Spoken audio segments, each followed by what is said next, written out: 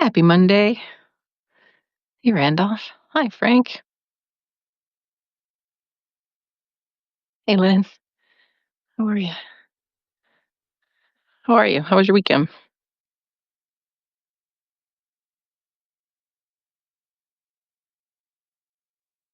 I had a full one, and I'm very energized. I feel good. Um, Lots to talk about. It's a sunny day again here. Very windy again. Kind of beautiful. Sun coming in. Hi, Paul. Hi, Cindy. How about you? How are you? Got my. I didn't want to change out of my PJs, but if I throw a scarf over it and put some earrings on, it looks like something. Hi from Iowa. Woohoo. Yeah. Hi, Donald. Mm, Love to hear where Randolph's at.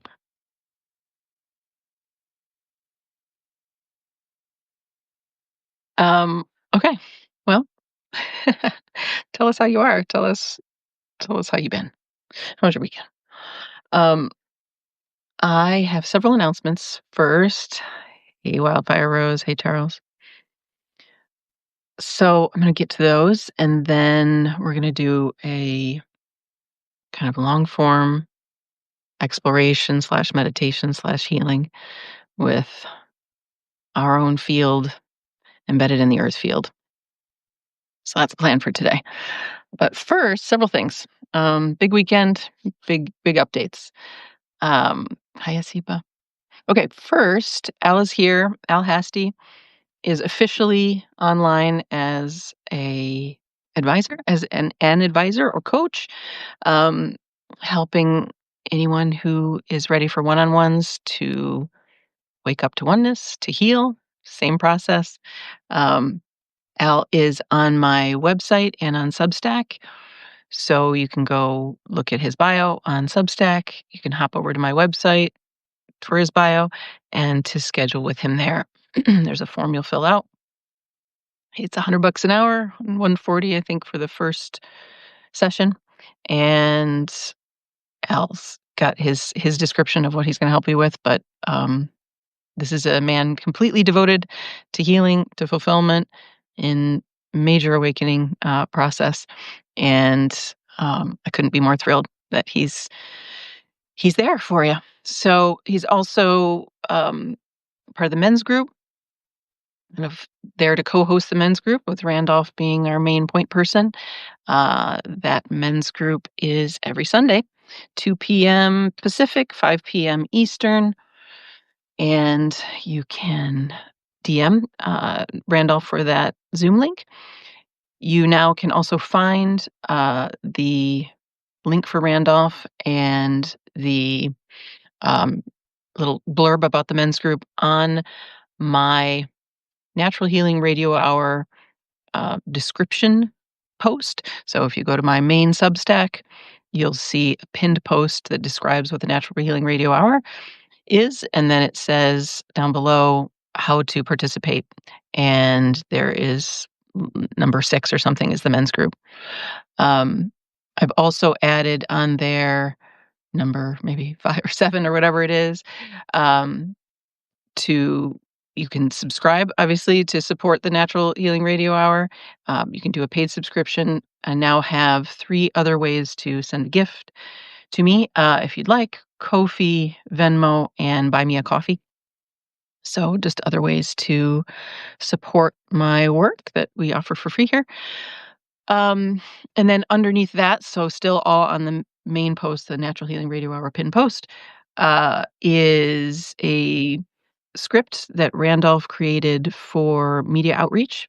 It's just an idea for to send to a podcaster or someone else in media who you think I would do well on their podcast with, that they'd want to hear this stuff. So that script is there, an invitation in the ways to participate to do that. So those 2 instructions are no longer in the chats. I changed the chats on my Substack page. So now the only chats that are there are, I believe it's healing and fulfillment shares, questions, and one-liners, helpful one-liners. I decided to just clean it up and have those be there because the men's group is really hosted by Randolph. I would love to have a women's group. I would love to have a non-binary group, but we're not really hosting it on my page. Got plenty going on. So if you want to initiate a women's group, if you want to initiate a non-binary group, by all means do. I will announce it here, and then ask you to host it on your page or wherever you want to host that. Let's see. Included in that, I want to say that in this house, trans women and men are welcome in the men's and women's groups. We do not discriminate at all, as my trans brother says. Knowing I'm trans should be the last thing you know about me. So, just to be really clear about that. And I was reminded this morning, I saw a clip of a beautiful interview that I watched most of it, I think, the years ago when it was on, um, from Alok Menon, who is a non-binary teacher, who was on the Man Enough podcast 3 years ago now. It's called The Urgent Need for Compassion, with Alok Menon, Menon, first name Alok. Brilliant, brilliant, brilliant speaker.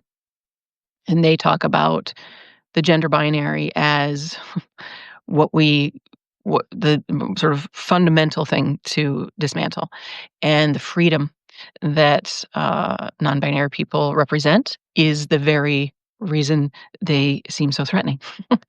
And there's an invitation in that beautiful podcast to question everything about that binary.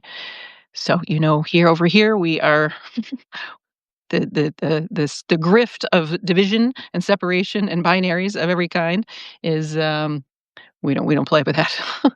So go listen to that interview. It's fantastic. Um, so anyway, you're welcome to create those groups. The other one that I disappeared from the chats was the play apps for.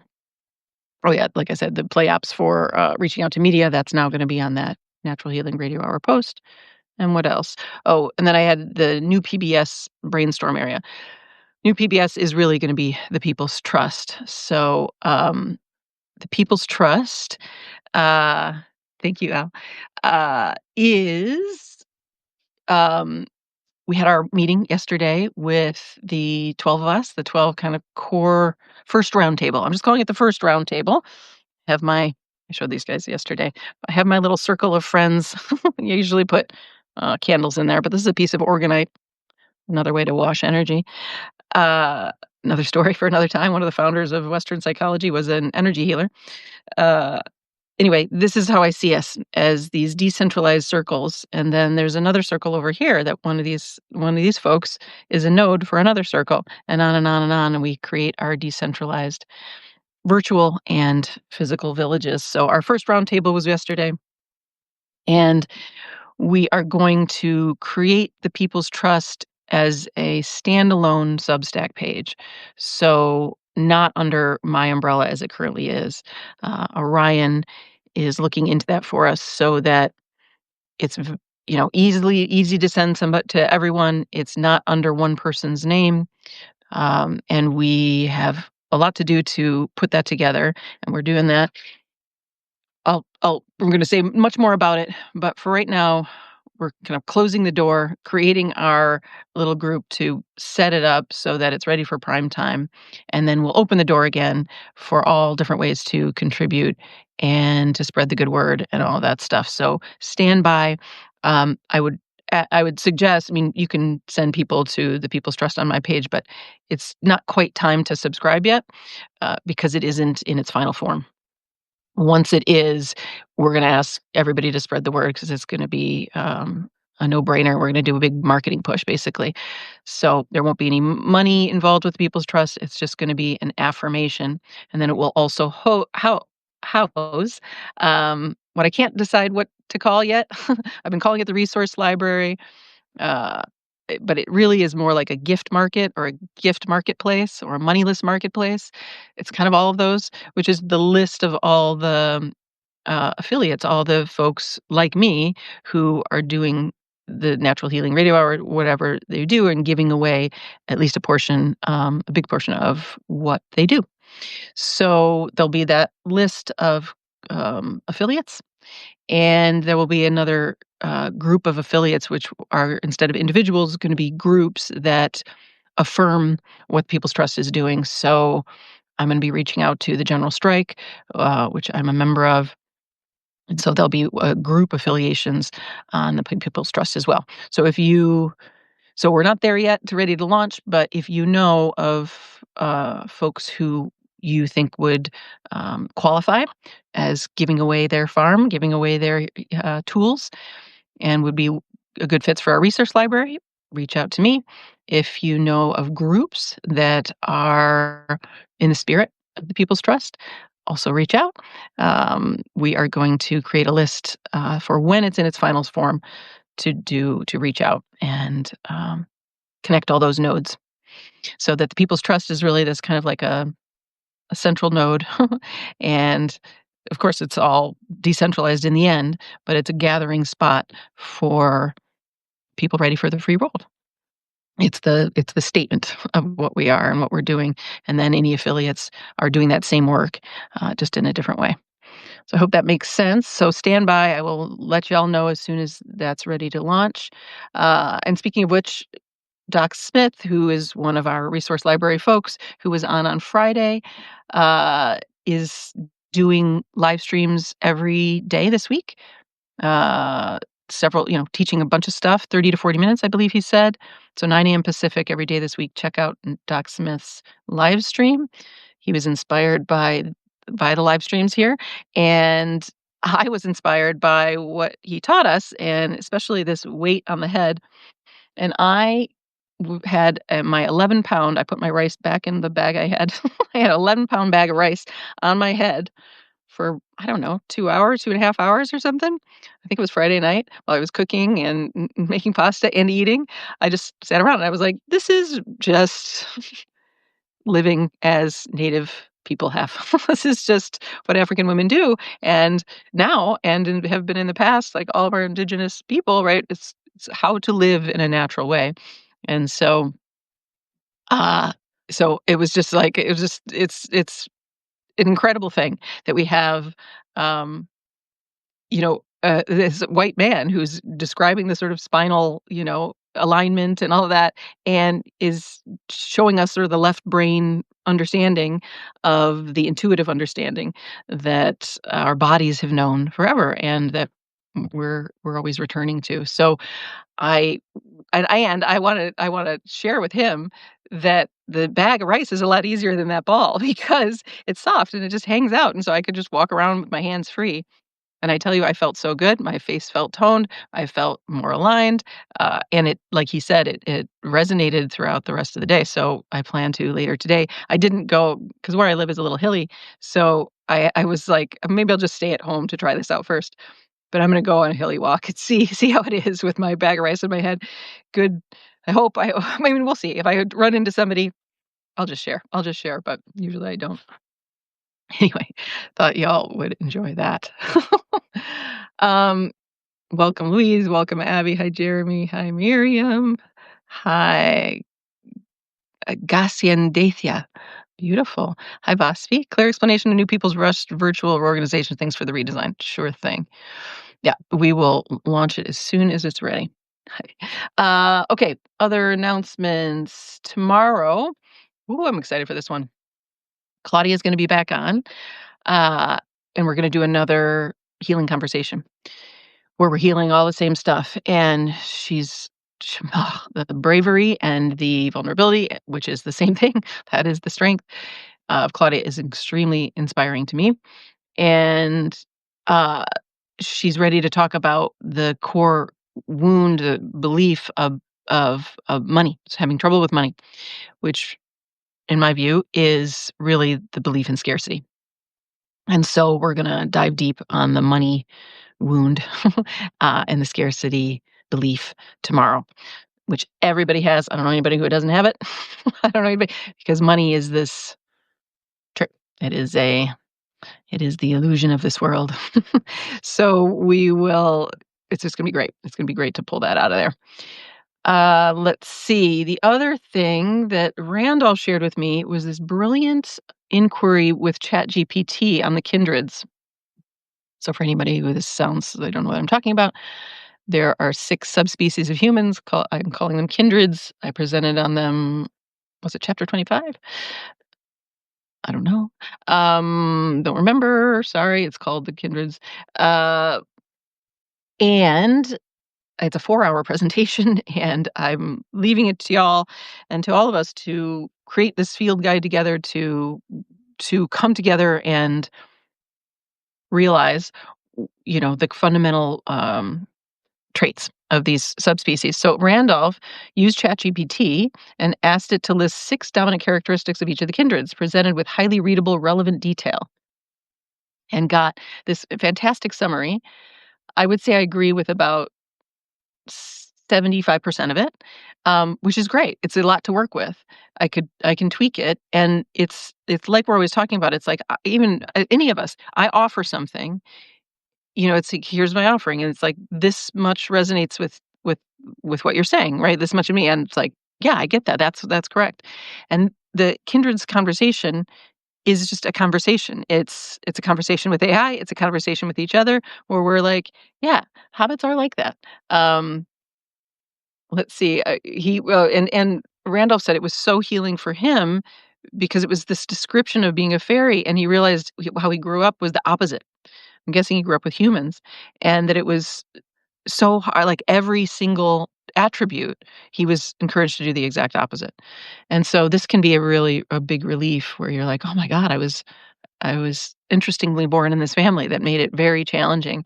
And then it can also help "Oh, this is the general quality of, my kindreds and what I love to be around." Of course, we love to be around everybody, but, it's really nice to be around other what did it say about fairies?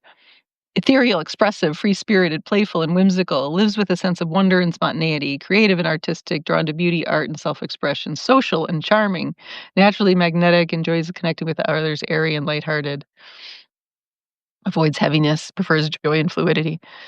If you're around a bunch of gnomes, that's which is not to say gnomes aren't that too, um, right? This is the sort of you know this is the we have to know that all qualities are in all of us because we're in the soup of life, and this is the stuff that comes to the surface more in the kindred. So, anyway, try it out for yourself, see what you find, what resonates, and I'm gonna, I think, tweak this bit, that Randolph sent and maybe just put it in the kindred's post as an example of, ways to collate the information, or one way to collate it.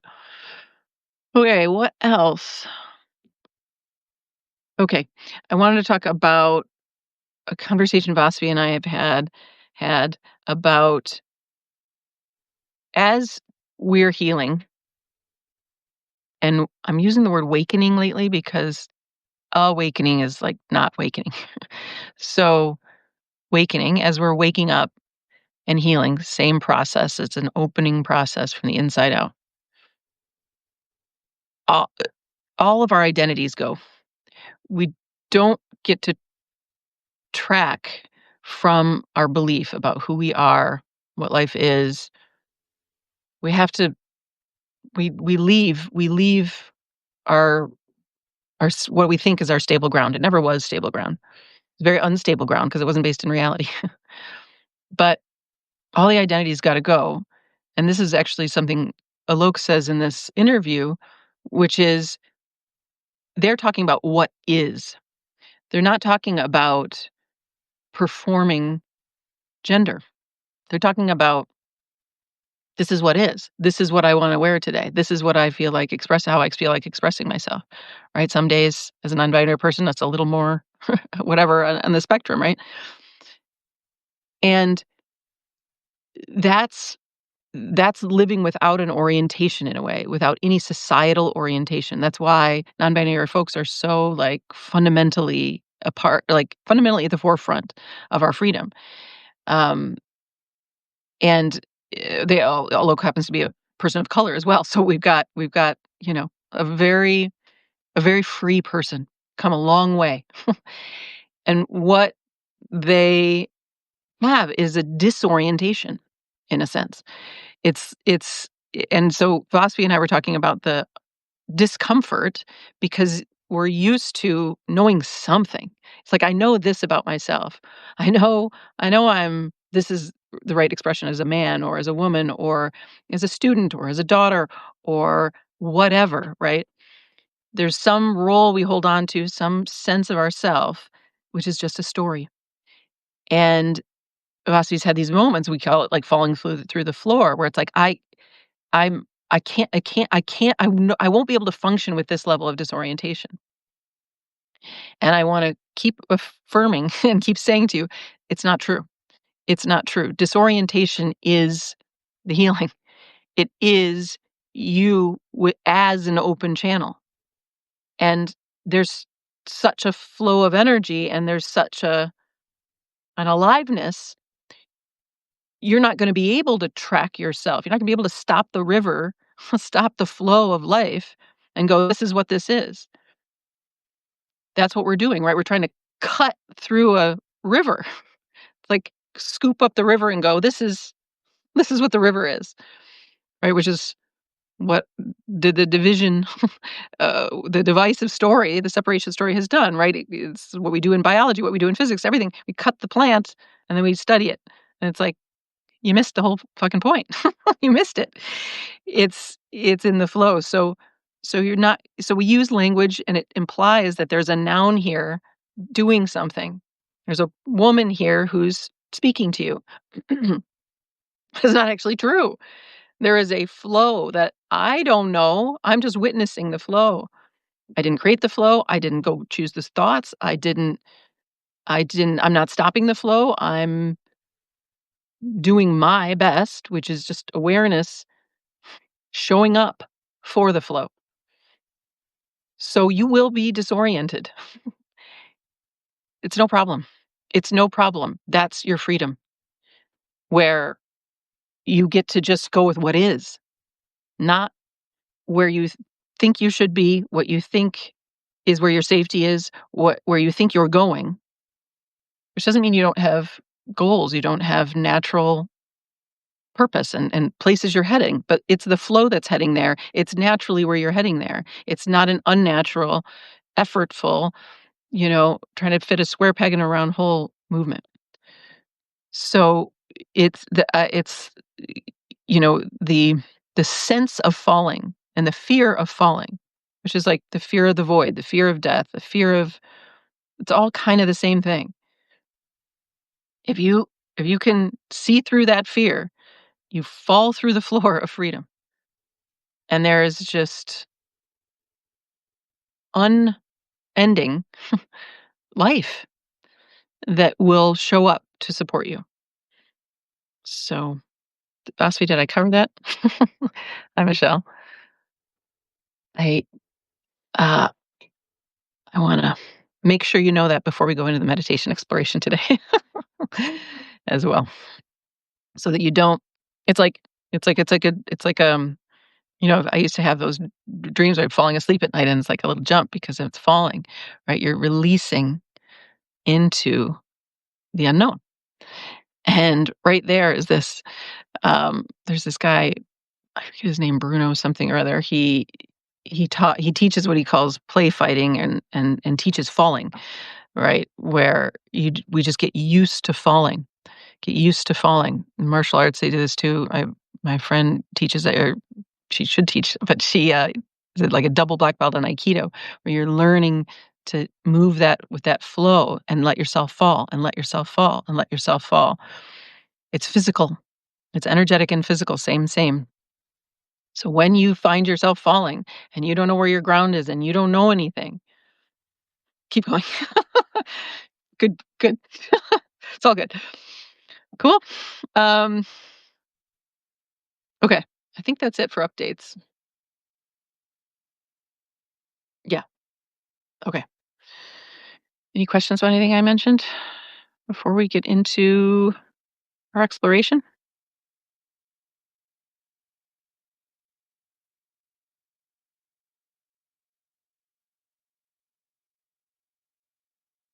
No? Okay.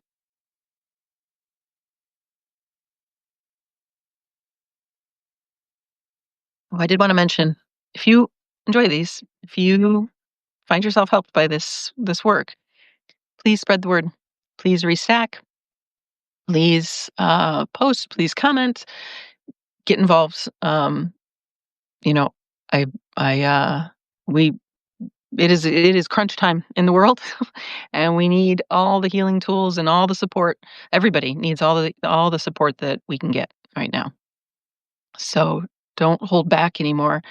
Um, it's time to show all the way up for yourself and your brothers and sisters, because it's uh it's revolution time now. So we start with you, and uh and then help your brothers and sisters. Hand it out. Hand it out. Hand out this freedom. Okay. Or your siblings. Not always brothers and sisters, right? Non-binary siblings. I like siblings. Our siblings, our kindreds, our family. We're all family. Okay. Um, by the way, I've had crazy my ears have been itching, like, I didn't use new shampoo, I didn't use no soap, I was out in the sun, and I got maybe burned on my ears, but I looked it up, and supposedly people are talking about me, bad and good. Good and bad. Each ear represents something different. Um, who knows? Who knows? That's the idea. That's the idea, is to I'm the face, to support us all, and, I'll be your representative hobbit. Hi, Carrie. Okay, so we're gonna get into this meditation. Doesn't look like anybody has any questions. So, uh, meditation exploration. Exploration is our word. I mentioned it last week that um, the Earth, our beloved Gaia, Mama Gaia, is a torus field, a toroidal field in and of herself. So she has these magnetic poles. She is So here's what a torus field looks like. It's in a human, but you could take the human out, and so humans have a torus field. But you could also just see this as the Earth. Okay, the torus field is vast. Obviously, it's enormous. This Earth's toroidal field. I have this might be where I lose some people. I don't care. Um, and I'm not making any claims. I'm just going to share my direct experience and what I've felt, and then what images I've seen that resonate. I have just one other image to share. There are many images that of this map of what the Earth is. Taurus, Torus. Uh, yeah, Torus. So, so the Earth. So I've had lots of, you know, uh, energetic, spiritual, formless realm experiences. Nothing fancy. I got access. No specialness here. But I've, seen some things. Mostly it's what they call claircognizance, or knowing, right? Yeah, I just know stuff. I can feel it. It's felt through my body, which I'm very. I think it might be having to do with being a hobbit. That's I'm not. It's all. It's a question mark. When I've tuned into the Earth's field, I feel it as it. It's just an extension of my field. So here's my field, and our biofield is big. It's about 3 feet out. Um, Western psychology has studied it, as well as energy workers. So there's, like, people call it personal space. When their 3 foot wide field hits yours, your biofield, you can feel it, and people will move away or move toward, depending on the culture. Um, I was in. I remember studying this in college. I was in my psych class or something. We're talking about you know people in groups and stuff, and it was very white. It was like Yes, when 2 white people, their biofields hit, they go the opposite direction, but then I went to Mexico. I was in Mexico City, and when somebody's biofield hit, we would, like, turn toward each other and get closer. So I was like, "This is a cultural story." But, we each have this field, and then been I've felt like, well, there's no and in the meditations I've taught and stuff, that there's no end here, right? There's not as if my torus field cuts off and then there's Earth's. And that includes below, to the sides, above, front, back, right? 360 degrees around, it just keeps going.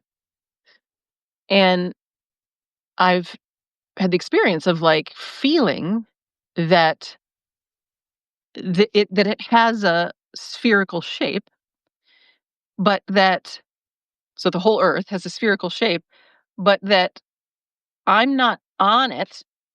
I'm not standing here or wherever I would be in the California, right? Let's whatever. Um, I'm standing in it. So, meaning here's the Earth's surface. So I'm going to show you this. Here's the Earth's surface. In this is an Indian Hindu version. There's some funky names here, but we don't need to know them. In fact, I don't want to distract us with that. I really just want you to see the image. So I've had the feeling of I'm standing here. Let's say I'm standing in the Gian, gnosis, yes, exactly. Exactly, gnosis, exactly. I'm like, I can be multilingual of, like, all the different the spiritual words or whatever. It's great to have somebody else cue me. Um, I often, as a habit, I'm always going for that practical language that everybody knows. Um, so even claircognizance, I was like, "That's a little too fancy." But it is, it's gnosis. Exactly. Um, okay, so I'm standing here and I can feel so there was a day where I'm standing and I was very clear that the earth was I could feel it as a plane. And I was like, "Oh, this is a very, very, very wide plane, but it does not curve. It is it's more like a plane, right? It has bumps on it, but it's and I could just feel it. And I was like, "Oh, it just keeps going, going, going, going, going, going, going, going, going, going, going, going, going." And then actually I felt more that the sphere was up and above and below. So I could feel that I was inside a circle, inside a sphere, but I was standing on a plane. And I had not seen images like this yet. I'd seen images of flat Earth, where it's like a dome and stuff, but I hadn't seen one where it was a full sphere. And this isn't even as spherical as I feel it, where this is the torus field, right? Map this onto that. This is a hollow core and a plane, a plane or realm. So his is just one realm, and of course, then it turns out in Norse mythology, in Mayan mythology, in Egyptian mythology, in African mythology, in Hindu mythology, turns out all these other realms, and then Earth is just one realm inside an enormous toroidal field. So I'm not saying believe it. I'm not saying I'm a flat earther. I'm not saying anything. Who cares? In my view, I don't actually care. What I want is for you to feel the power of what is, which is a sense of, I want to say, stability on the earth and vast connectivity to all these other realms. And feel your torus field as part and parcel of this one. And because when we see ourselves as sort of standing on, what would it be? Standing on the globe, right? Here, I'll use my little look, another torus field shell. But let's just say that this is the earth, right? If we see ourselves standing on it, it's a mental cutoff. And we lose the potency of our access points, which are much bigger if we're standing in the middle of it, as a field. So you are the earth. You are all of it. So we are just all mini torus fields that are part and parcel of this enormous one. When my field opens, it's like opening a channel of light, and there's all this light and all this flow of source energy, of like the source that holds it all, that starts to funnel through. And spiritualists will say that's what's going on. We're ascending, that there are these light workers, these ones who are us, who are healing and opening the channels inside this realm. And the earth realm is opening to higher realms. It's channeling. It's now able to channel a higher consciousness, let's say. I don't love the word higher, but you could say wider. You could say more awake. You could say deeper. You could say more like Christ consciousness, oneness consciousness, a bigger knowing, a bigger gnosis. And it's a very physical thing. It's physical, energetic, actual, like, each one of us is a portal to more light opening up. And our field is completely connected. Imagine all of us here, right? All of us with these open fields, and it's just channeling all this light. So that's my coming out as at least suspicious of our current. And also, when you see a right, when we see the other planets, you see a toroidal field from afar. If I were to see, when I'm people who see energy see this. So I don't see. I have seen energy. I've seen glimpses where it was just all light and there was no form whatsoever. And I call it like a light soup. And I was like, oh, that's okay. And good news, it was only a glimpse, because it's like not sure what happens with functioning there. But we have access to all of them. We have access to 3D, we have access to 5D, we have access to all these dimensions and all this truth of what is in this moment. Um so what I was going to say. Oh, I lost my train of thought. Anyway, the more we open up, the more light that comes through. And um yeah, shoot, lost my train of thought. That's okay. Must not have been that important. Hi, Bill. Well, anyway, so coming out as somebody who is at least suspicious and is not really interested. I just want you to be in touch with your power, with your light, with your full field, right? So fulfillment is what I teach, right? Which is, in my definition, knowing your oneness and living your unique embodied fulfillment, right? Whatever in its full expression, whatever that is. And it's our field open to the whole field, right? That is going to be able to channel that. The cup runneth over then, right? Fulfillment, when this field is open to the entire field. And so that's why I'm like, let's just put aside the story. It doesn't matter, but let's just put aside the story of your standing on the earth just for now, so that you can just see how you feel if you locate yourself here, right? And you feel the field. Because in my experience, the potency and the power and it's almost like you plug yourself into source more, right? So if I've been teaching this for 6 years, opening to oneness and healing, and meeting pain in the body is the healing process. So we're this opening process, but I haven't had the image or the I guess readiness to locate ourselves in, like, to feel the earth field in this particular way, in all the realms. Like, to let yourself open.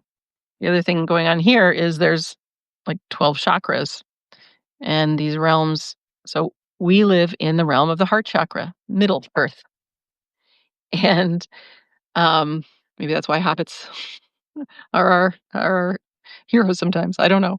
Um, could be that the kindreds came from other realms. I don't know. I don't know. And the hobbits are really, this is our realm. This is all for us to explore. Hi, Bill. Um, so I want you to, I don't necessarily want you to hold the image in mind. I just want you to let yourself feel whatever the reality is for you. And I'm going to describe it and just keep going with it. If that makes sense. So we're going to just see how we do with allowing that image to guide us. If that makes sense. Cool. All right. Anybody freaking out? Anybody anybody not with me still? We'll just pause here before we get started. And y'all are pretty badass crew. You're pretty hip to these things. So, and I've said probably more inflammatory things. Anyway, okay, everybody seems good. Okay, all right. So we're going to open into this level of feels. All right. Hi, Paul. Okay, everybody's with me. We're gonna just go. Okay, so get comfortable. Still with you. Okay, great. I just needed a little affirmation. Just like you know, I I I imagined uh, our our fairy godfather would be with us, but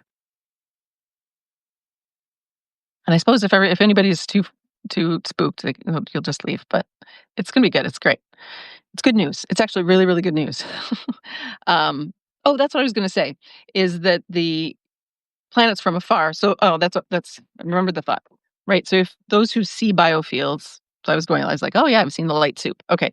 So those who see biofields from afar, the further away you get from them, right? You're not inside of it. The further away you get from them, it looks like a light sphere, like the photos of the Earth that we see, which NASA has admitted are all doctored. But right, it doesn't look like a torus field. It looks like a sphere. It looks solid, but it's actually not solid. So so when we look at the planets, they look like solid things, right? We're going to go to Mars. We're going to land on Mars. Um, versus what they actually are fields and realms, very similar to this, right? So each planet is another realm. And that's a whole nother story. You guys will look up what planets are, all that stuff.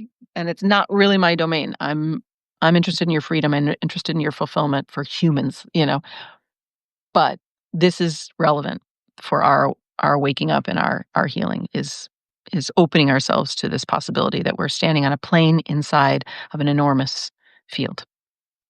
And that the plane itself, I mean, we do know this from physics, right? We know there is no solidity to matter. It is 99.999% space, even if it's a heavy brass little elephant. So, makes it suspect that if nothing else is solid, that the earth is somehow solid and that we're standing on it. I think we're inside of our body, our extended body. Cool. Hey, Paul. Okay. So I think we close our eyes. You don't have to, whatever you're comfortable with, but I'm going to. And we'll just explore. Okay. All right. So let's feel through our spine, which is the center of our own torus field. There's the spine, and there's like right in front of the spine, so deeper into the body is they call it the shushumna. It is the line of energy, and there are streams of energy going up the shushumna and streams of energy going down the shushumna. And then, of course, 360 degrees around as the field spins and streams. So as we explore, we are looking and feeling from awareness, not from our separate self concept. So it's okay if the mind is chatty, it doesn't matter. But that which sees the mind, that which feels the body, that which is listening to my voice is the background oneness consciousness that everyone is. Bodies don't have consciousnesses. Consciousness has a body. Bodies, endless bodies. And you and I are one of them, but it's the same consciousness. So we are like fingers on the same hand. It's the same body. It's the same awakeness inside each of our fingers, connected to the same body. So that awareness that you are, that I am, is aware of thought, which we're just not interested in today because it isn't relevant with what we're doing. It's not a problem. And in fact, when your mind is really chatty, it just means you're probably on a spot in the body that needs some more attention. Great. You can pause and give yourself attention there if you'd like. You can also just let it be. It doesn't thoughts are irrelevant. They're not your thoughts, they're not my thoughts. They're passing clouds. They're not important. And really, none of this is important. We're we're having fun. It's an exploration. It's meant to be light and joyous. So if you find yourself trying or efforting in any way, let go. Very, very simple. Here's awareness and here's sensation. So this vast awareness, what's looking, is already everywhere all at once, inside of everything all at once. It's already done. However, we tend to be, interestingly, disinhabited from our own bodies, where the body is actually the center. It's the center of the torus field that you are and that this enormous realm is.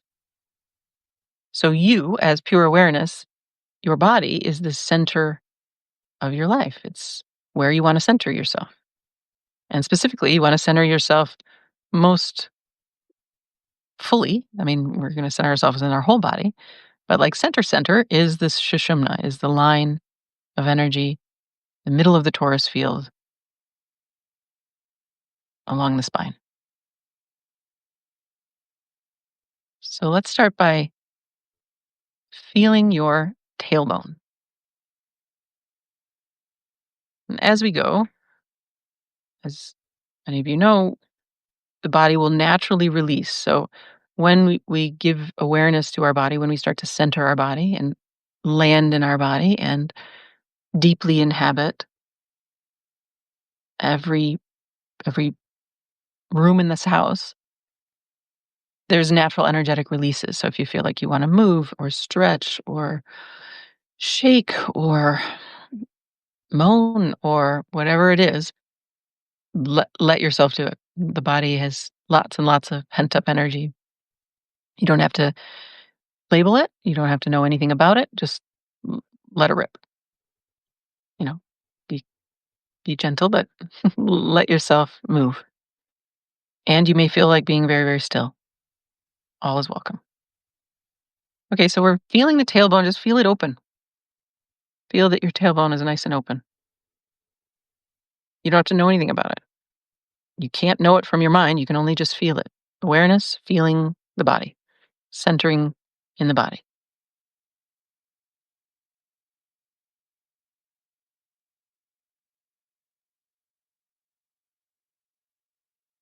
Feel like it's tree roots.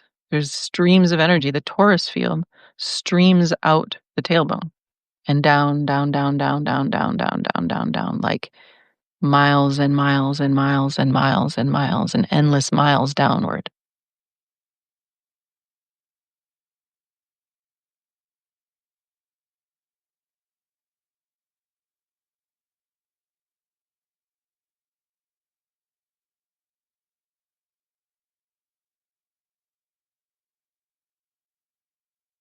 And as you release through your tailbone, you may feel it go, it's endless. It's endlessly big, this field. See if you can find the bottom. See where the end of you is, going all the way through the ground.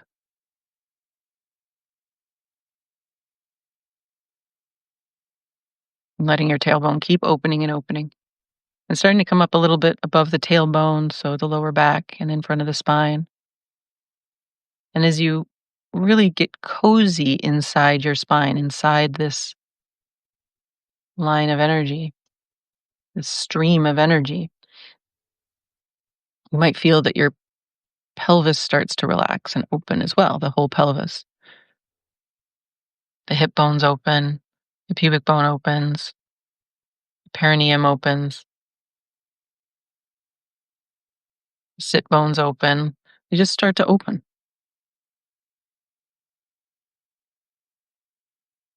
You're opening your field from the inside out, from the very core, from the center of the field.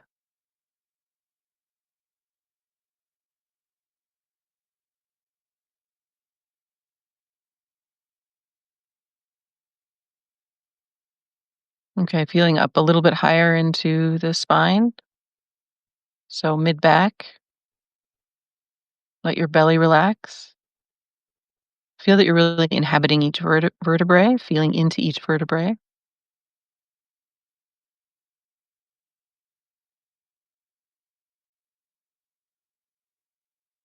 You can maybe feel the energy. It's a very fine energy.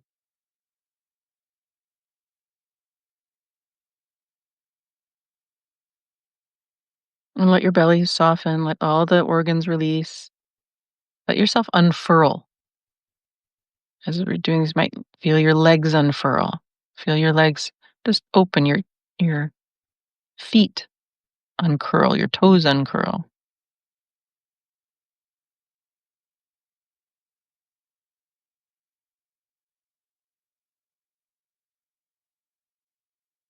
You're feeling energy stream down, but notice how energy is streaming up your tailbone as well.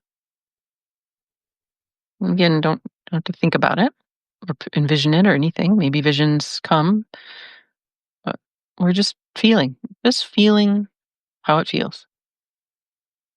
Feel that there's just a lot of energy, and it might not feel how you think energy feels or should feel. It might be more subtle. It might not be subtle, but just feel your spine and feel that line of energy right alongside it. They go together. You might also feel a spiral of energy, Kundalini energy that spirals up the spine. There's lines and spirals all through our field. Just let yourself really nestle into the vertebrae, nestle into that area right in front of the spine. Feel like you're super, super cozy inside the very middle of yourself. Coming up to the solar plexus area, same thing. Right in front of the spine, behind the solar plexus. Get nice and cozy in there and feel it open. Feel how the whole solar plexus area starts to open up. Feel how maybe more is opening up the top of the head, flowing from the bottom up and flowing from the top down. Each area we open increases the flow of the field. You don't have to do anything. Awareness alone is the healing, is the opening. You as oneness attending to you as uniqueness, and they open. You give yourself life like an egg. You open and crack open from the inside out. You give birth to yourself, to your full self, not the society's version. So getting really cozy inside that solar plexus spot and then feeling down the spine and out the tailbone again. Feel how that stream is just opening a little more. And if you get distracted, if you come in and out of it, it's totally fine. That's how it goes. But awareness can go right in.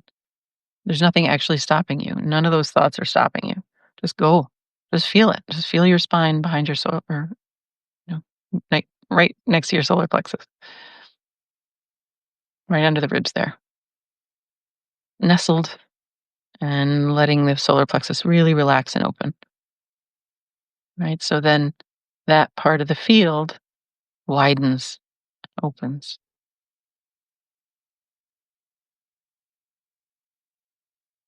We're just feeling that center, feeling deep, deep, deep, cozy in our center. Let's come on up to just keep following the spine up, right? So you're from the solar plexus into the mid back, up behind the heart. And then what is it to feel right in front of the spine and behind the heart? And get very cozy in there.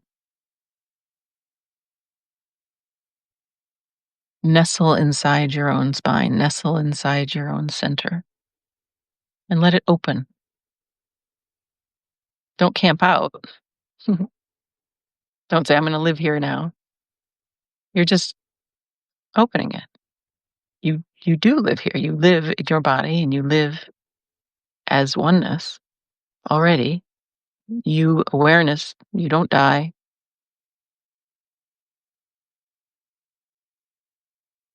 And you as awareness, you as oneness really want to live fully in this body, in this moment.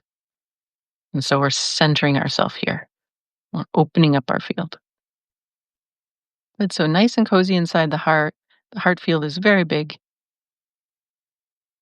Maybe you feel the field opening out the front, out the back. There are spirals of energy going from the center of the heart, right in front of the spine, the heart field, spiraling out the front, spiraling out the back, flooding out the top, flooding down the bottom. Just let it be wild and open.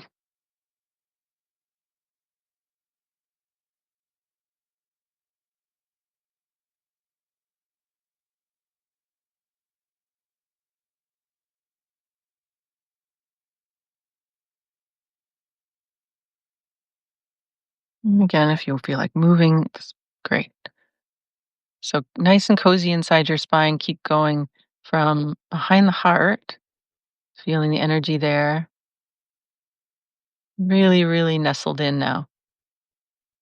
Up in between the shoulder blades, feeling the stream of energy right alongside the spine, inside the spine, the spiral and the stream together, going all the way up inside the neck.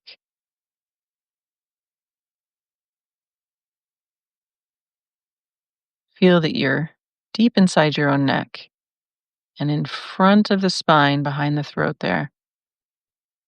Get nice and cozy. Feel it be really open.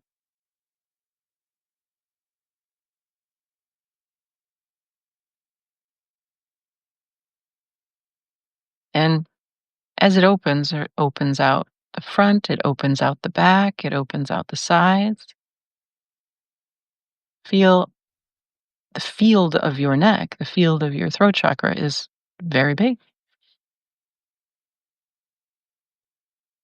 All these fields flow together, but they each have a different quality.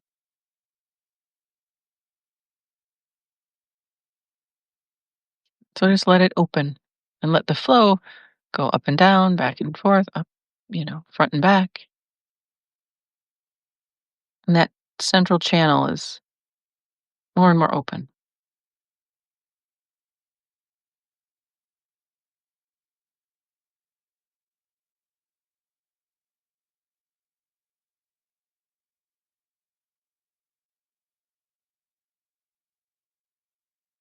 Great. And then we're coming up to the final, very top of the spine where the brain stem and the spine meet. Right there. Back of the head. Get very nestled in right there. There's a lot of collecting of energy here. So let's really feel this palace, this one of many rooms that you reside in your home. Let it open. Let the brainstem area really just go wide open. The top of the spine, blast it open, and let it go right out the top of your head. It goes from the top of the spine through the middle of the head, the pineal gland, out the top.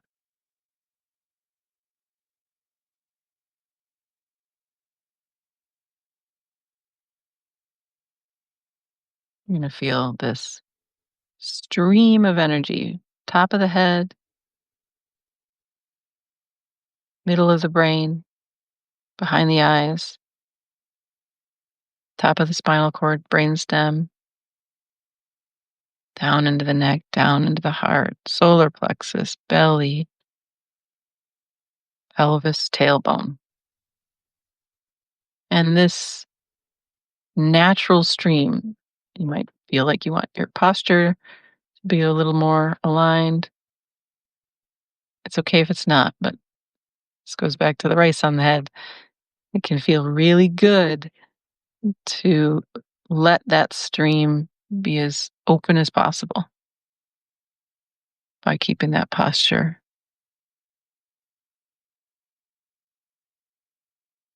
But no strain, please. Just the natural feeling of alignment. So now feel this blast off the top of your head. That's the top of the torus field. And let's go way up. So up, up, up, up, up. There's a stream of energy, the center of the torus field, like a fountain going endlessly up, miles up. Notice it doesn't stop.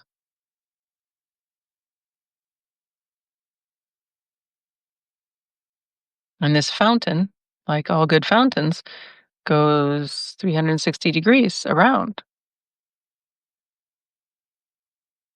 It's not just back, front, side to side. It is every direction all at once.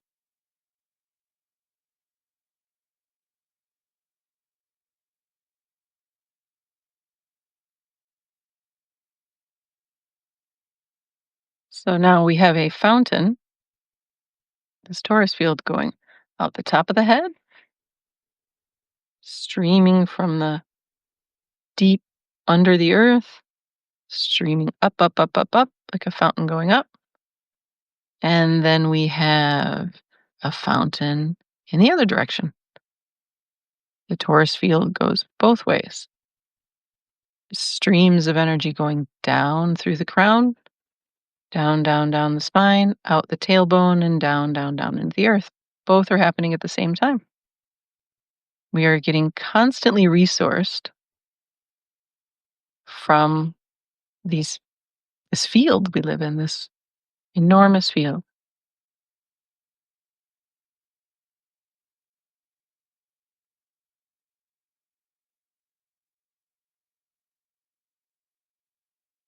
Great. Let's keep feeling that stream going through all up the spine, this open channel now. your spine as an open, open, open, open channel, allowing energy to just flow through out the top of the head, flow down through the tailbone, and spilling out on all directions, front, back, to the sides, every direction. And let's see from the inside out. So from inside your spine, we've got this fountains going up and down. We've also got fountains going front and back, side to side. There's nowhere that the torus field isn't flowing. So from inside your spine out your front, from inside your spine out your back, out your top, out your bottom, and anywhere else, any other angles you want, feel from the center of your spine and then go out the back, out the front, out the top, out the bottom. Are you able to find from awareness an end where your field, your energy field, stops and the house begins or the neighborhood begins, or does it just keep going?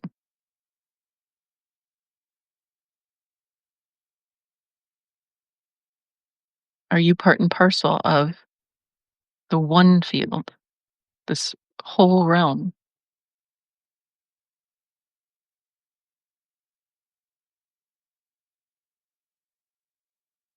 And can you relax and let yourself simply be the channel you are that is uniquely designed perfectly and in a complementary way with everything else in this realm, everyone else? We all fit together perfectly. We are all complementary. We need your uniqueness. We need your flow because it's perfectly complementary to ours, because it's one. She doesn't design superfluous beings. We don't design ourselves to not fit together perfectly. We are the designer and designed, and we only make perfect things. So just keep feeling out your front, from inside your spine, out the front. Is there an end to your front? Seems like the skin is maybe where you end, but you can feel through your skin. Go on and on and out, out, out, out, out, out. Same without your back. Try it with the solar plexus. Try it with the throat. Your unique field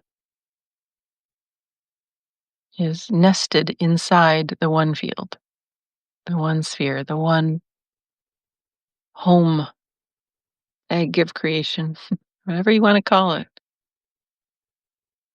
the womb of creation, which, if you look, is you as awareness.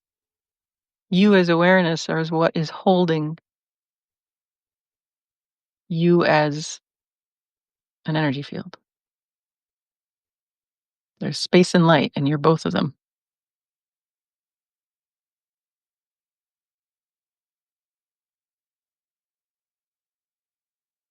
There's formless and form, and you're both of them. And so am I, so are we all.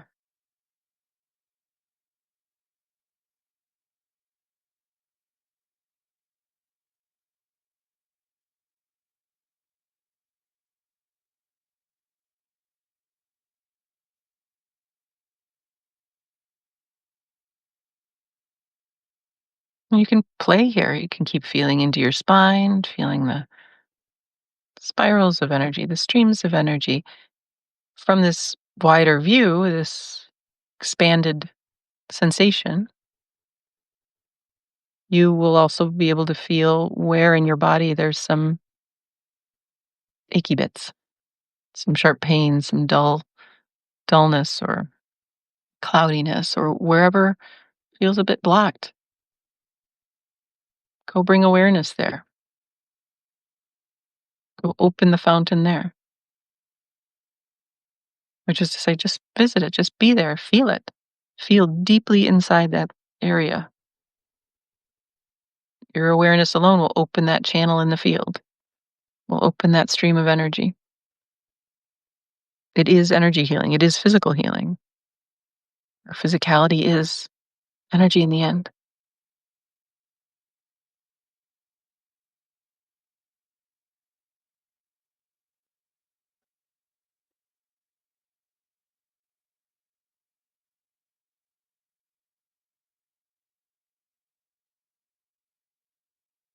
And you can play with going out, out, out, out, out as far as you could possibly go, up, down, front, back, every side.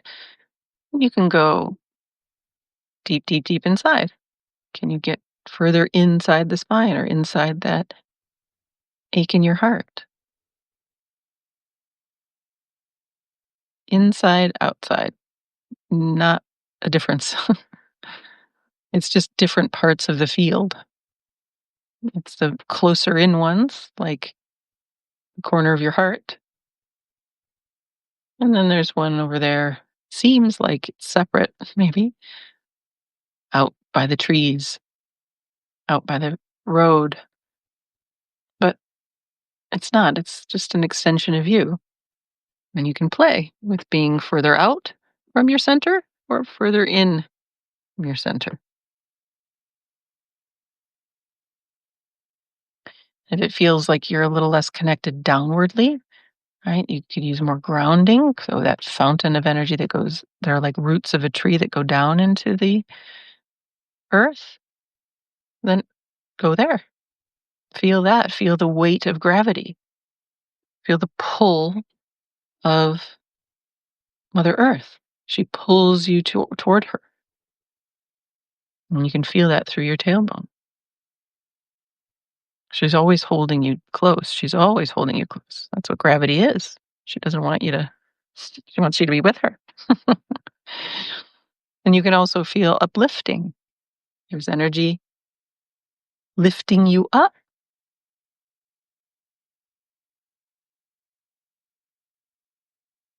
And they're both supportive.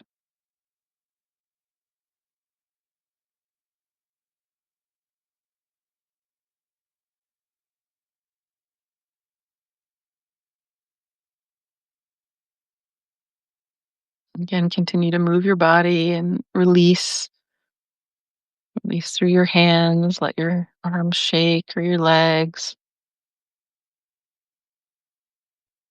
Doing a lot of stretching of my neck, whatever's natural and comfortable.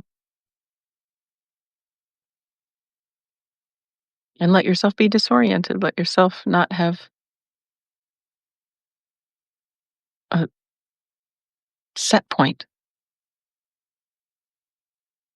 Let the energy just flow. Not know what's next. We don't know. We're just going to see what comes through.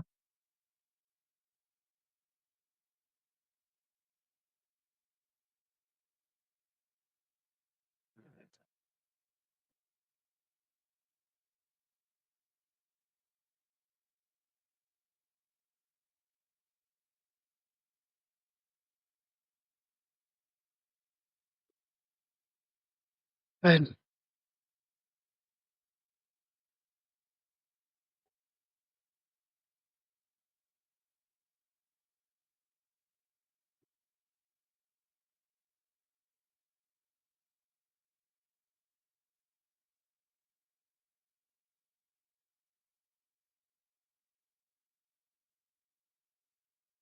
So you can just stay tuned into your field, right? Keeping those channels open, keep playing with where it feels a bit blocked. Just go there and pour attention in there. The body then feels safe to open and reconnect with the larger field and play with the expandedness of your field way out and deep inside as well, down to the specific vertebrae where it feels relatively blocked. This exploration, this feeling of being fully landed, being fully opened inside your own field, inside your own body, is not something you need to isolate yourself to do. You can do it while you're doing dishes. It's always here. It doesn't go away. It's not somewhere you go. It's not something you even really discover. It's like discovering something that was always in your pocket, something always here. It's a river that was always there. You just weren't tapped into it. So you're tapping into these rivers of energy, these fields that are endlessly rejuvenated and resourced.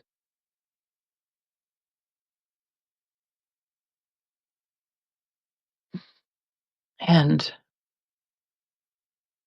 when you feel to, you can open your eyes and we'll take a couple more minutes to show ourselves, to realize, to feel, oh, the field's still here. There's still a fountain at the top of my head. There's still energy coming, spirals of energy out the front of me, the back of me, below me. I still can open my tailbone down, down, down into the earth. There's still an endlessness to this. And the awareness that holds this endless energetic field is it and is inside of it and is endless itself. That doesn't go away. And it doesn't go away. You don't need to put a mask on. You don't need to do a performance as a 3D human. The 3D human becomes more functional the more open you are. Open in all the ways, right? Not sort of half open. So this is why I wanted to do this. This is the full extension of our being. So the more fulfilled, right? Filled with our own awareness, the more deeply fulfilled we are, embodied and opened, the more functional. Life does not set it up that all the varied aspects of herself, like that some of them don't get fulfillment and others do. No, we're all built for it. That's a law of nature. So just opening to your birthright of how this thing goes. It'll flow into fulfillment. The more and more you embody, the more and more you feel that flow, the more and more you're in it.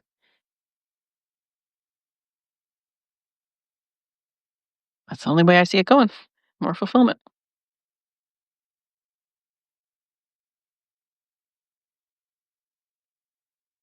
So we can engage here. We can chat a little bit.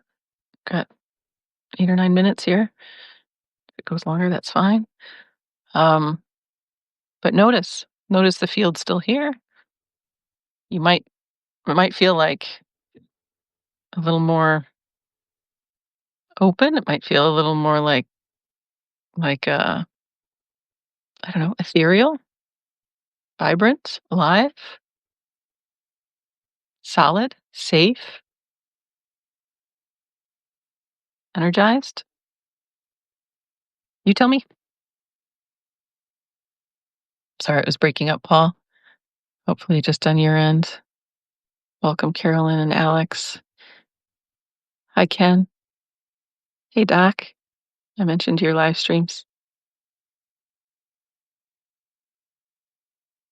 Hi, Donald. Hi, Ayana. Hey, Vasvi. Abby, thank you. This meant the world to me, Vasvi says. These radio hours are so, so, so nourishing. Oh, good. Thank you so, so, so, so, so much. You're welcome so, so, so much. You're so welcome. They mean the world to me too. It's healing for me too. You know, each one of these are they're not pre-planned. It's an exploration and I just trust life to show me what to do and this is what came through today and it felt really good to me. I can feel where in the front of me there's still some um solar plexus and face. I can feel that there's still some, I'll just enjoy working through that today. I'll just feel that openness and feel the field opening and work from my core outward like we did. Yeah. And I feel the field of us and the field of our us with a capital U, the one of us. And it's awesome. Any shares? We now have the chat where we can share your experiences, fulfillment, and healing shares. So, stuff you want to share. And then we also have a questions area for after this. That'll be on my chat moving forward. And I'm always available for questions during and after right now, and any shares you have. Thank you, Vaspi. Vaspi says, starting to realize it's easier to feel the field of us than to not. Yes. Oh, that's so beautiful. Who said something like that? Maybe it was you who said something like, what was it? It was like, it's so much easier. I don't remember what it was, but it's so much easier to just it was like to be to be destabilized or disoriented than to be oriented. It's so much easier to be us than to be a me. Exactly. Exactly. That's it. We because the separate self doesn't exist, it's extremely hard to be one. It's so hard. It's so hard. It's such an acting gig. You know, you, yeah, you get a full-time job versus being us, opening to us. One is being this whole field. It just takes over. Miriam says, unfortunately, had a client texted me while you were doing this, so I'm going to have to do it on the replay. I feel my energetic fields opening up when I practice yoga or when I dance. Beautiful. Yeah. Yeah. This is just in the realm of the senses, in the realm of yoga, dance, any opening that just feels natural. Where this is one of those. Perfect. Yeah. Oh my God. So true. Vasvi says, unfortunately, I had a client. Oh, yeah. Got it, Miriam. Thank you. Exactly. The field's just opening and opening. Yeah. And then, I don't know about you, Miriam, or anybody else where it's like, if I'm really so I'm like fully dancing or anything, right? Where I'm just letting myself move. It's which I don't feel like I'm doing the dancing, right? I'm my field is dancing. The field is dancing. And she's dancing through me, right? Like the wind is picked up quite a bit here. Everything's dancing right now. It's like that. It's like if I'm dancing and like Vasvi's saying, it's so much easier to be us than to be me, right? It's so much easier to be danced than to dance. Used to teach Bollywood, and we used to have to, we had choreography for different songs and stuff, and it was a cardio class, and I mean, it was great fun. It's such a funny thing that I did, but I wasn't like I didn't look to be a Dollywood dancer. We were recruited, my friend Ramita and I, um, one of a couple white girls, but we my the best, the most fun I had was when we were doing performances where I knew the routines really like the cardio classes were like, um, a lot to keep up with, but we would learn this choreo with the group and we did flash mobs and stuff. And and where I just, like, I knew it back in front, and then I could just feel the field of us dancing, right? Feel the mob dancing, and or we would do these performances on stage, and, oh my god, it was so much there was just so much I don't know that I had more fun. So I cannot wait for our dance parties when we get together because it's us dancing. It's one of us dancing, and, yeah. Even in yoga, exactly. Exactly. Exactly. Yes, I'm feeling I'm being led. Yeah. Yeah, exactly. Yeah. Yeah. Yeah, exactly. Exactly. It's like I don't really do yoga anymore, but I do stretching and I let myself stretch and I'm loving exploring putting all this weight on my head and just feeling what my body wants to do with that. It's I'm being led. And I feel like and Doc Smith or anybody else, right, who comes in and offers this thing, it's like, "Ah," my body's like our body's like, "Yeah." And we're led to the next and led to the next, this exploration. And hopefully today, that the bigness of our field that we share, we really are, helps you be led and again, it only leads she, he, it, they, our being only leads us to fulfillment. That's what it does. It fills itself. Each cup. Great. Anybody, have any trouble or questions? You won't ruin the party. Oh, more shares.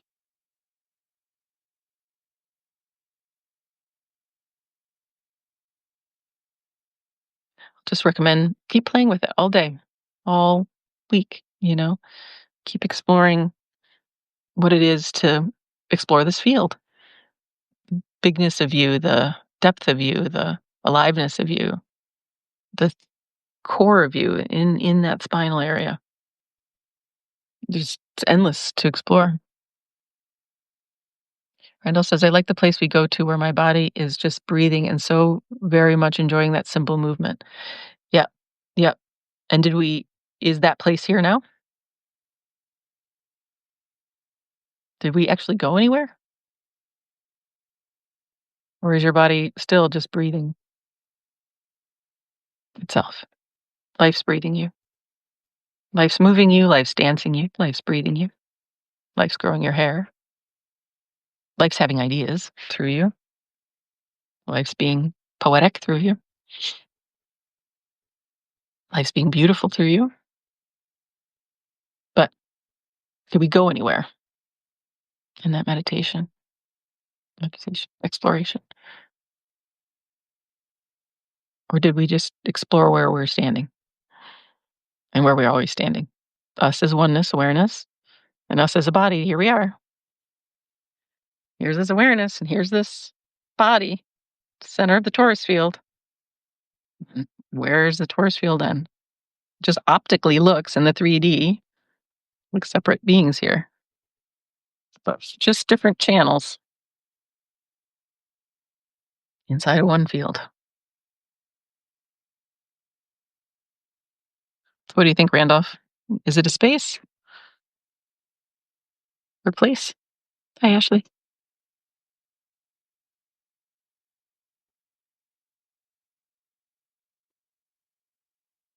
And go look. Look and see if we went somewhere, if you went somewhere. And if you think you did, is it still here? Did I take you there? Or did I point out what already is here?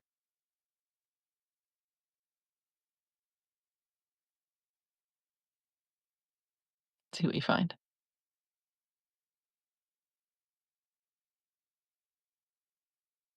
I'm good, friend. Good to see you. Mm, we had a good meditation or exploration, Ashley. You like it? I got some hearts. I mean, it resonates. Didn't go anywhere. places here?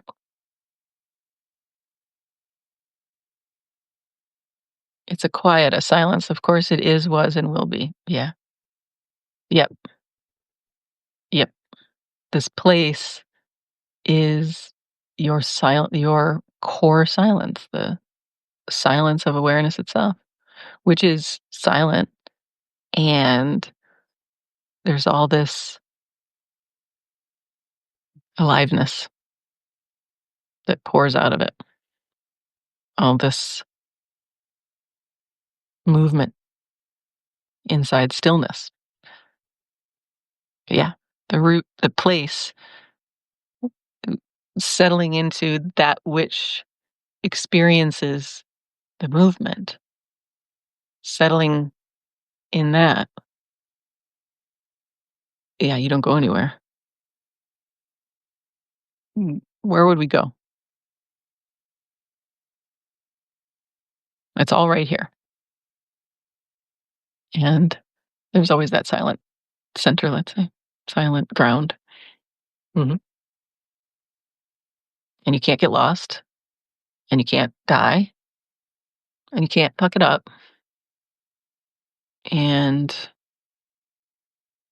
we're just waking up to what life is really doing.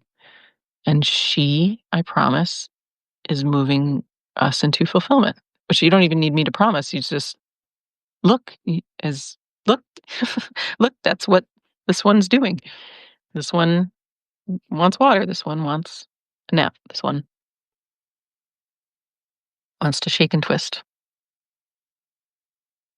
And the more aware and open, the more we can see and feel what this one's up to. And we ride with them. That quiet center rides with them, in them, holding them. Silence is sometimes necessary to declutter your thoughts. Totally, totally. Ashley says, "How do you always look so perfect?" I put my phone where there's the best lighting, but there's lots of blemishes. And I'm in my PJs, Ashley, with a scarf over me. So it's the scarf that really has me passing. And I put in my coal. Oh, I got this coal, by the way, from Egypt. And coal, real coal, is frankincense, ash, and olive oil. How cool is that? So that if it gets in your eye, which it does because it's kind of powdery, it's good for you. So it's my new makeup. I've been playing with it. So, but it's funny that you would say perfect because nah, nah. But thank you. Thank you. I got new earrings from Indonesia. Indonesian women made from Etsy. But yeah, silence is necessary. And it's like being in that silent awareness and inside the body, the thoughts the thoughts are sort of stored in these lines and spirals of energy right there. They're in the body, in the wound, and they're in our extended field. It's a glitch in the matrix. It's the block of the flow. It's somebody implied that you were doing it wrong when you were just being. And then that story of something's wrong with me becomes this little um but when we come into that silent awareness and then we come fully into our field and the energy opens, we don't even have to know. We don't even have to sometimes even have inquired around the belief and there's something wrong with us. It just starts dissipating.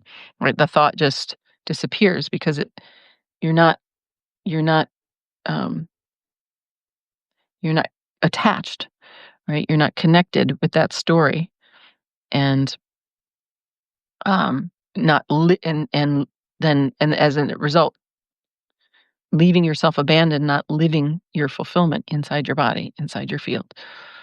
So yeah, yeah, the silent awareness to see thought is how thoughts can be dissolved. What did Al say? See through it, feel through it, something like that. Here's the silent awareness. There's that thought. Here's the silent awareness. Here's my field. And then I'm so open. I'm so so here. I'm so present in the moment that stories in time, my stories, who could care, you know? My food tastes too good. My dancing is too fun. She says, "Oh, you do not have blemishes." I tell you, I do. I do. I put some put some makeup on. You look airbrushed. It is. I did. I tell you, it's the lighting. It's the right spot. I don't have a filter on, but I do have good lighting. And um, castor oil and aloe. Uh, I don't usually have, you know, acne, but I do a little bit today because I've been hunkered down. But putting oil on my face was the thing that healed my skin more than ever. You know, it was such a story of just another story. It's like a story of drying your oil or the oil on your face is going to heal blemishes, but it's actually putting oil on your face so that the face doesn't have to produce oil. So when I started putting different oils I use now, but my daily one is castor oil with aloe, so it's a little moisturizing. So that's why I get a little shine too. Abby says, "Love Egypt. Been there several times." Oh, fantastic! I've never been. What is the brand? Oh, let me grab it. It's the same one that Miriam liked. Hold on.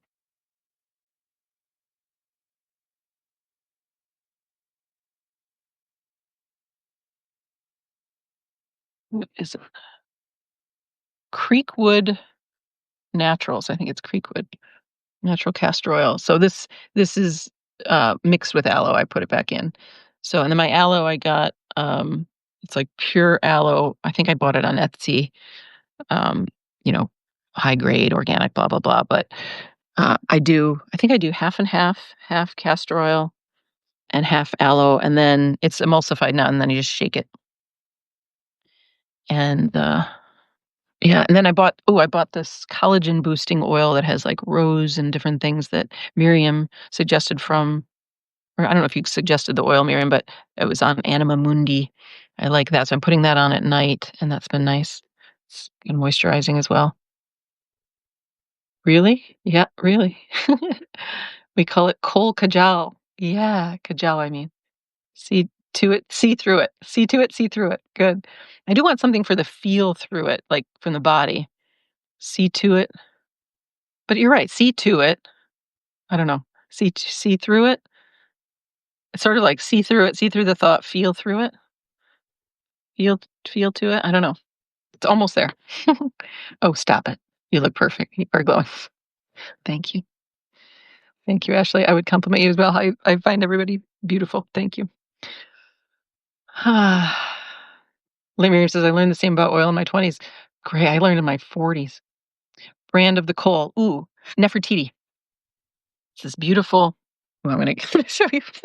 We'll do show and tell.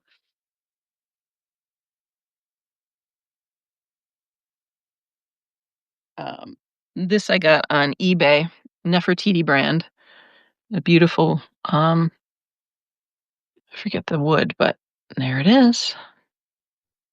It's so cool. So it's a little like I'm getting used to using it because it's a little like gets if I don't get it on right, I can get everywhere. But I'm loving it, and I love that it's so healthy for you. So yeah, Nefertiti on eBay. I'm sure you could probably buy it. Not on eBay, but I get a lot of stuff on eBay. I get most of my clothes on eBay and stuff. Yes, collagen rose oil. That's it. Keep up with the compliments. You're writing for a lot of us. Oh, thanks. It's the truth. Everyone thinking of what I'm saying. Oh, thank you. Thank you. I appreciate that. Gorgeous. Ah, well, y'all, y'all, gorgeous too. We're all so beautiful. We're all geniuses. We're all gorgeous. We're all, naturally go toward fulfillment. That's the truth. That's the truth. That's just what is. And then our systems uh, are insane. But you know what? What? Who isn't beautiful? Look at any baby, and then like we all just grow up to be yes, creative geniuses and utterly gorgeous. So yeah, haven't met anybody who isn't beautiful. Like who would that be? I mean, you can be ugly in spirit because you're just in pain, that's for sure, but underneath, you need work. Oh, please, getting older, 60. Don't believe it. Don't believe it. Every wrinkle is gorgeous too. I saw, I saw these 2 women in Australia. They were, like, super fashionistas. They're, like, best friends, and they're just going out. They had their bright gray hair and their wrinkles, and they were wearing, like, low-cut tops and jeans, and they were so sexy. They must be we're pushing 70, I would guess. Um, and they were the sexiest things going, I tell you. They were sexier than most of the 20-somethings I'm seeing. They were on I saw them on TikTok, and I was like, "Go, gals, just go." So, it's just embodiment, right? It's just owning it. Being inside yourself is what lights you up. Kohl is a very Indian thing too, big in our culture. So, the first makeup thing I wore, my grandmother's wore it and all. I love it. I love it. Yeah, I love Indian women. I haven't gone there yet. When I used to wear makeup and go out, I wear like a little, a little cat eye. And I still might someday. I don't know when I'm gonna go out. But um anyway, but but Indian women's like a lot of coal, and a little eye, Egyptian and Indian women. Oh, so beautiful. And then on the sari, I got to wear a sari to my friend Ramita's wedding. I had a green sari, a little cat eye, and we wore bindis, and oh my God, I felt more beautiful in that sari maybe ever before. It was awesome. She had it was just a funky mixed wedding, married a white dude, and, so there's some Christian traditions and Hindu traditions, like a long ceremony, and then but all of her bridesmaids, which we really didn't do anything in the ceremony, but we dressed up for good for pic looked good for pictures. We were all in different colored saris, and yeah, it was fun.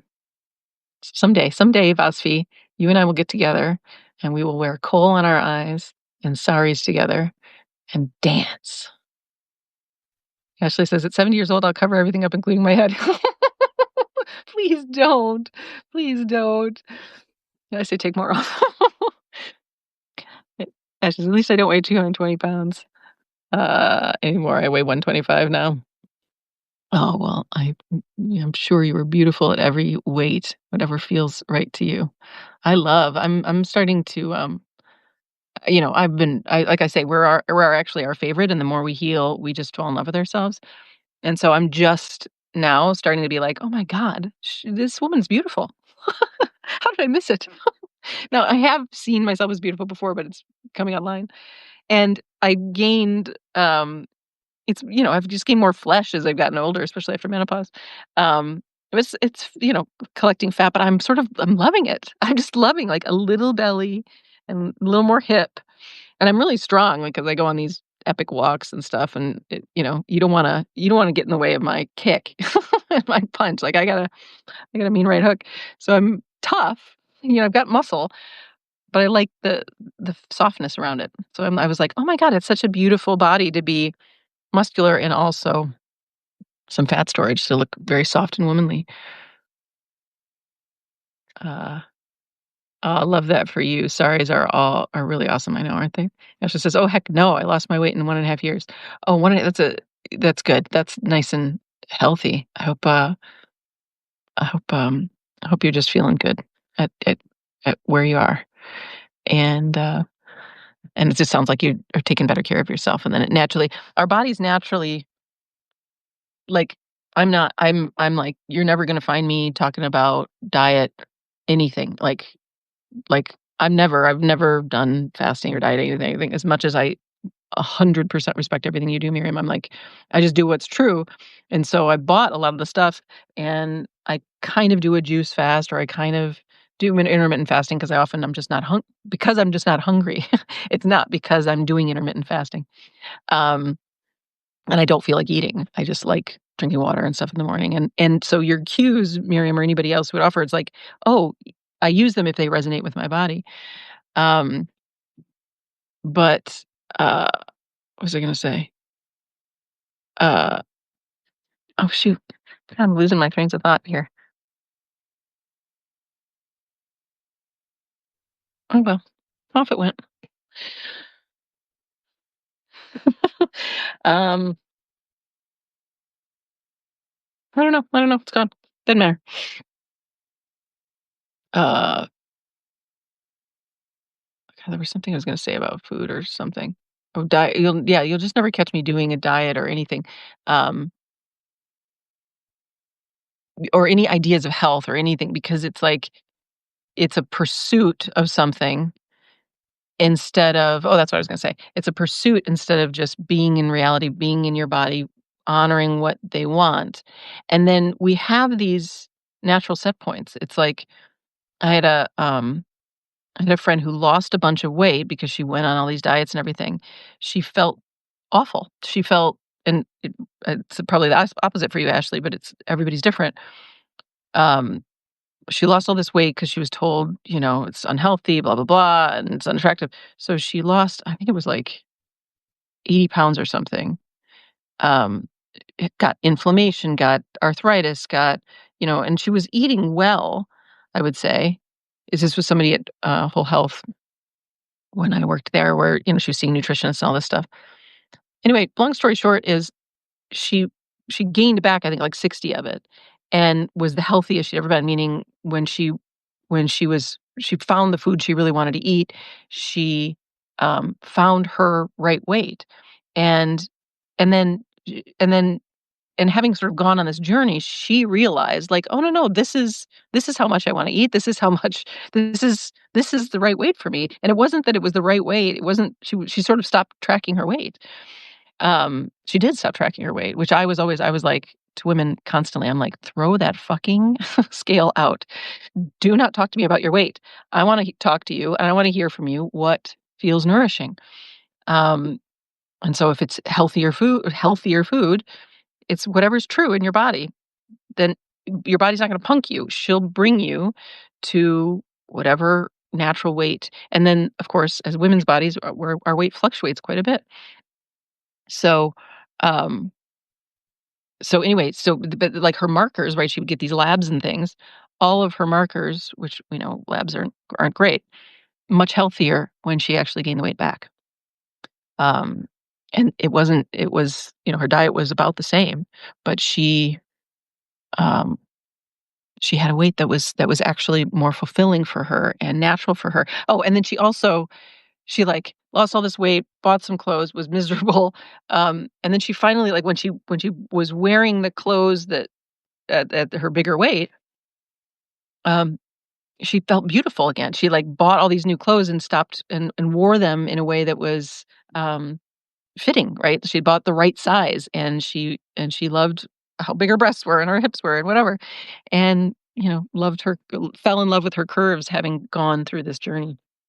So we just don't know where we're gonna end up, and it's all beautiful. And what feels fulfilling, what feels comfortable, what feels beautiful, what feels like you are completely honoring you, that's gonna be the beauty. You were bedridden for 2 years. Oh, I'm so sorry you couldn't walk. Water, yes. I eat organic foods only. Yeah, me too. You don't diet. Yeah, yeah.